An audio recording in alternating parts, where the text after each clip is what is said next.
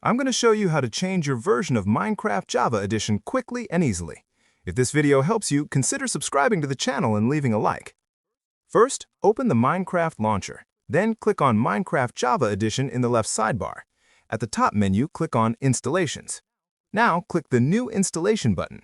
In the Versions section, open the drop-down menu and select the Minecraft version you want to play. The release versions are the most stable ones. In this example, I'm selecting version 1.21.9. You can give this installation any name you want, but I'll leave it blank. You can also choose a custom game directory, but I'll keep it set to default. After selecting your version and adjusting the settings, click the green Install button in the bottom right corner. Make sure Launch After Install is enabled, so Minecraft opens automatically once the download finishes. The launcher will now start downloading the selected version. When it's done, Minecraft will open automatically. Next time you launch Minecraft, just click this button and choose the version you want to play. The version you installed will appear right here.